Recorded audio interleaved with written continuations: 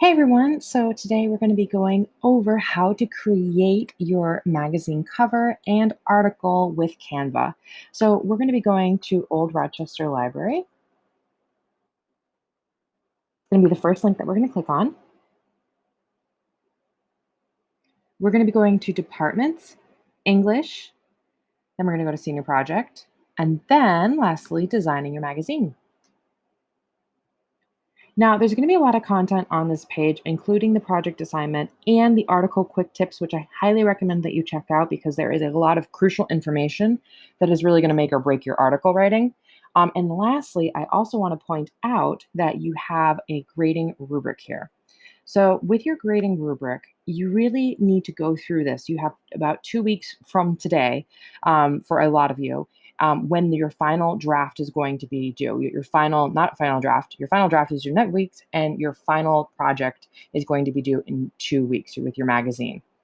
So, your content, which is going to be 100 points, a lot of you have done this at this point in time, but you still have to work on your MLA citations, and that's going to be worth 10 points, and your Q factor, which is your overall quality for your presentation.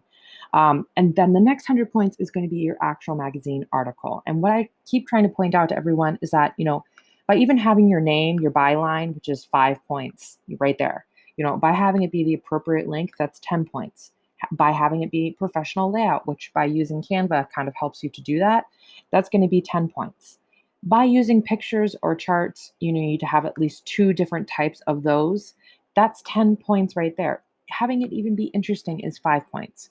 What I'm trying to get at here is that by going through your grading rubric and making sure that you actually accomplish all of these things, you are going to set yourself up for success here. So, when I have pictures, charts, graphs, sidebars, one of the ways that I could do this is I could create them myself. Another way that I could do this is I could go to Google Images. So, I'm going to be doing my thing on coffee and coffee benefits. So, I am going to go to Maps.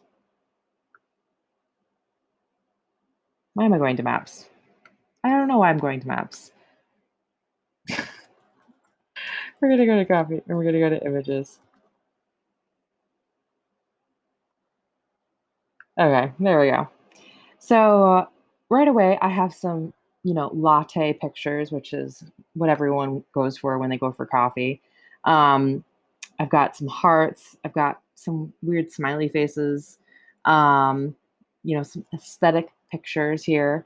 But if I was to use this, not all pictures that I search for in Google Images are actually going to be copyright free. What I mean by that is that some of them people own copyrights, and you're going to have to cite those sources. One of the things, and this actually is one of the pictures that I was going to show you, is Pexels. And in the public domain, Pexels and Pixabay are going to be in the public domain. So if we scroll down in the public domain, we've got Pixabay and Pexels. So Pexels is going to be a little bit more hipstery, a little more Instagrammy. Pixabay is going to have like everything. It's going to have illustrations. It's going to have pictures.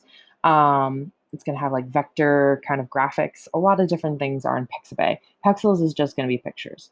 So, case in point, I've now searched Google Images and Pexels Pictures has popped up, which is a lot of P's right there. So I found the image that I want to use, maybe for my main cover, if it would actually load.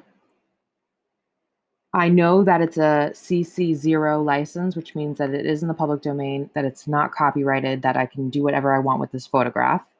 I also found a little smiley face. So let's go for it.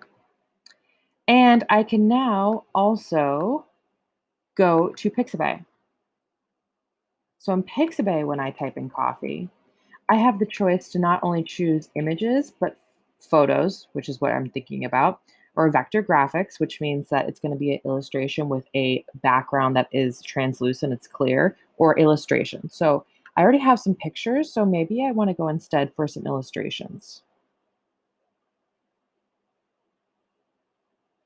But as you can see, just from even the front cover, there's some weird things on here, but there's also some really high quality imagery.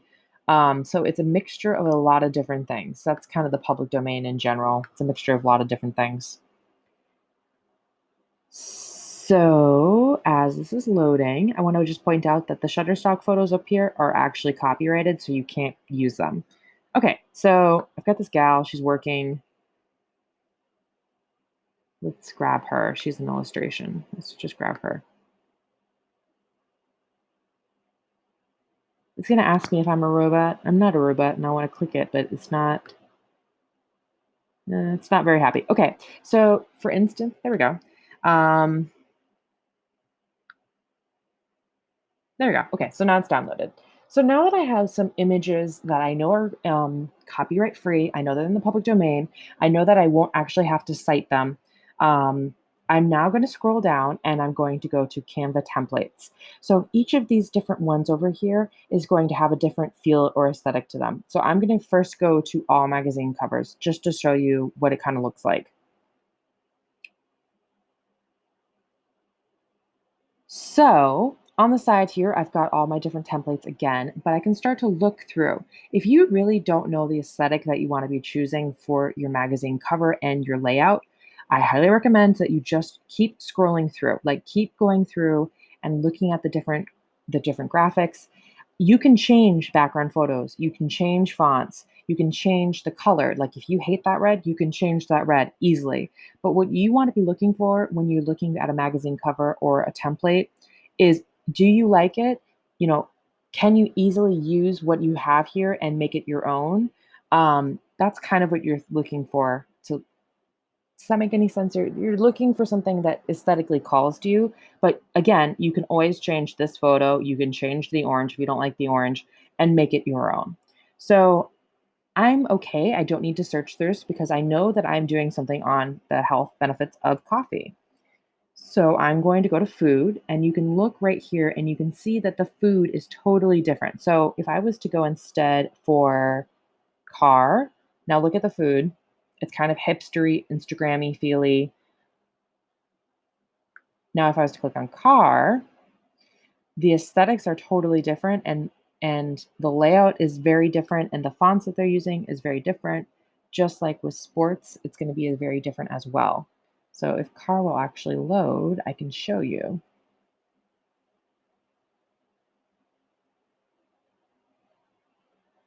But it's going to take forever to load because Wi-Fi is troublesome. Maybe let me just close down some of these that I don't need anymore. So you can kind of see the difference is really clear when you're looking at the automotive car magazines versus the food magazine. So I'm going to go back to my food magazines.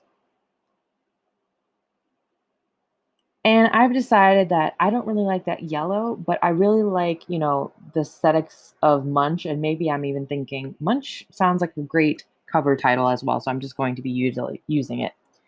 So now I'm going to go to use this template.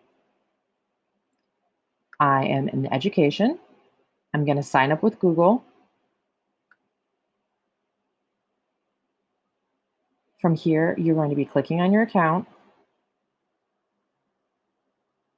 if it will load.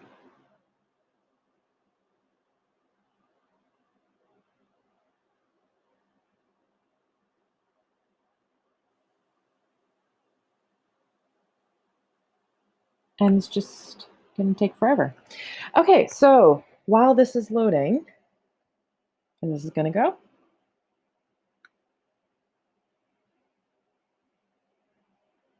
Well, while this is loading, I am going to say that this will be the end of part one, and hopefully part two will pick up and I'll actually show you how you can start working on your design, working on the layout, and getting a really great content put together. Okay,